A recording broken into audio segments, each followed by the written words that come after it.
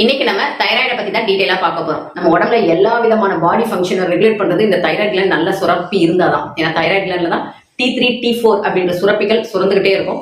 அதாவது அது இந்த இடத்துல தான் சுரக்க ஆரம்பிக்கும். அந்த T3 T4 ஹார்மோன்ஸ் நார்மலா சுரந்துட்டு இருந்ததுன்னா நம்ம ரத்தத்துல கலந்துட்டு இருக்கும்போது நம்ம எப்பவுமே ஒரு வித எனர்ஜியா ஆரோக்கியமாவே இருக்கலாம். அந்த ஹார்மோன்ஸ் ரொம்ப கம்மியா சுரக்கும்போது ஹைப்போதைராய்டிசம் சொல்லுவாங்க. அப்ப அந்த ஹைப்போதைராய்டிசம் இருக்கிறவங்க எப்பவுமே ஒரு வித டயர்டாவே இருப்பாங்க, ரொம்ப ஒரு சோம்பேறித்தனமா இருப்பாங்க. உணவு சரியா ஜீரணிக்காது, அப்படியே மந்தமா இருக்கும், வயிறு உப்பி போன மாதிரி ஒரு ஃபீல் இருக்கும். எனி டைம் ஆல்வேஸ் ஒரு வேர்த்து கொட்டுற மாதிரி உடம்பே ஃபுல்லா ஒரு சில்லுன்னு குளிர், அதாவது ஈரமா இருக்கிற தன்மை இருக்கும். அவங்க உடம்பு பார்த்தா பொதன்னு ஊதி போயிருக்கும், நீர் உடம்பு உனக்கு அப்படின்னு சொல்லுவாங்க. இன்னும் சொல்ல போனோம்னா உங்களுக்கு முடி வந்து அப்படியே கை வச்சாவே கலந்துட்டு வரும். அதுவே ஹைப்பர் தைராய்டிசம், இந்த T3 T4 வந்து அளவுக்கு அதிகமா ரத்தத்துல கலக்கும் பொழுது ஹைப்பர் தைராய்டிசம்.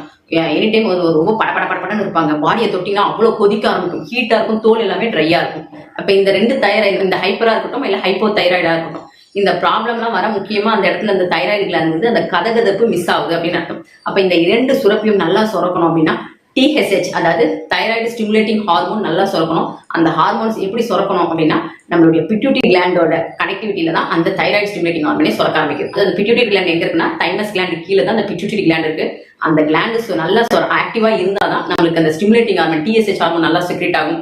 அது நல்லா ஆரோக்கியமா செக்ரேட் ஆனாதான் இந்த T3 T4 எப்பவுமே நம்மளுக்கு ஒரு வித நார்மல் டெம்பரேச்சருக்கு பாடிக்கு தேவையான அளவு செக்ரேட் ஆகிட்டே இருக்கும். இந்த செக்ரேஷன் கரெக்டா நடக்கும்னா நம்ம உடம்பு எப்பவுமே ஒரு வித கதகதப்பா இருந்துகிட்டே இருக்கும்.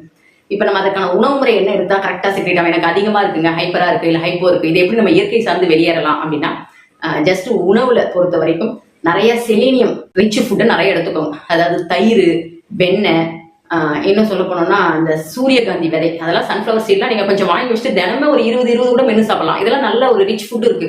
ஸோ நம்ம உடம்புல வந்து அந்த தைராய்டு ஸ்டிமுலேட்டிங் ஹார்மோன் நல்லா ஆக்டிவேட் ஆக ஆரம்பிக்கும்.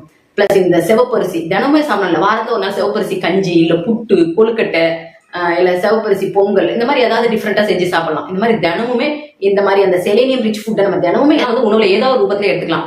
ஸோ இதில் அதாவது ப்ரோபயோட்டிக் ரிச் ஃபுட் இதெல்லாம் நம்ம உணவுல எடுத்துட்டே இருந்தாவே இந்த தைராய்டுல இருந்து நிரந்தரமா வெளியேறலாம்.